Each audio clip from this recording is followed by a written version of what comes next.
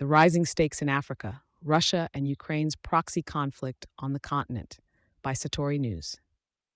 Africa is increasingly becoming a chessboard for global geopolitics, with recent developments signaling a potential proxy war scenario between Russia and Ukraine.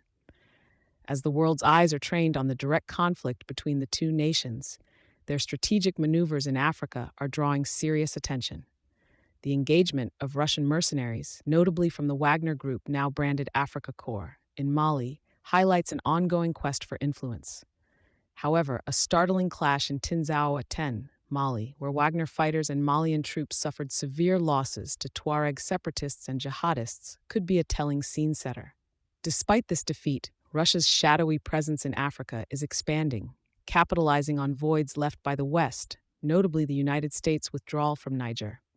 Further illustrating Moscow's reach, attempts by the U.S. security company Bancroft Global Development to establish a position in Bangui were thwarted by Russian operatives, evidencing the Central African Republic as a perceived client state of Russia. Russia's foothold in Libya presents another strategic front.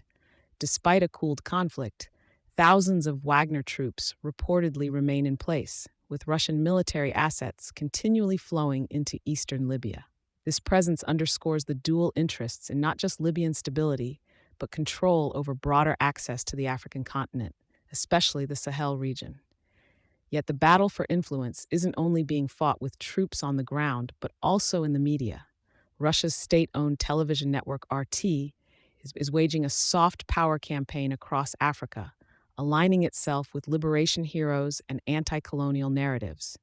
However, the network's effectiveness is in question, particularly after its widespread removal post-Ukraine invasion and its continued operation seemingly via Chinese proxies.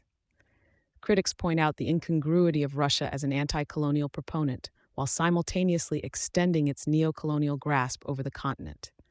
Despite skepticism, some experts posit that Russia's anti-Western colonialism rhetoric could potentially boost its soft power credentials over time. Ukraine isn't sitting idle. With new embassies opening in Africa, it aims not just to strengthen relations, but to counter Russian narratives and influence. Kyiv has first-hand experience dealing with Wagner and is translating this to support partners like the Tuareg separatists. Amid these dynamics, accusations have flown with Mali cutting ties with Ukraine, alleging its support for terrorism, a claim Ukraine staunchly denies. The severing of these diplomatic relationships comes at a delicate time, with far-reaching implications if the Russia-Ukraine conflict indeed deepens its roots in African soil. There are concerns about the continent being further embroiled in international geopolitical conflicts, a situation that neither the Economic Community of West African States nor the African Union has robustly addressed. Ukraine's tactical efforts, paralleling its efforts in Sudan against Wagner-aligned forces, suggest a covert approach to countering Russian influence. Despite setbacks, experts caution against underestimating Russia, forewarning its capacity to rebound and sustain influence in African affairs, leveraging crises and engaging with state actors seeking alternatives to Western partners. In conclusion, with Wagner's presence under scrutiny and Russia's adaptive strategies, alongside Ukraine's burgeoning diplomatic and special operations outreach, the shifts on Africa's geopolitical landscape are with serious consequences. The continent may well become a significant front in the broader tussle for global dominance between these conflicting powers. Thank you for choosing Satori News.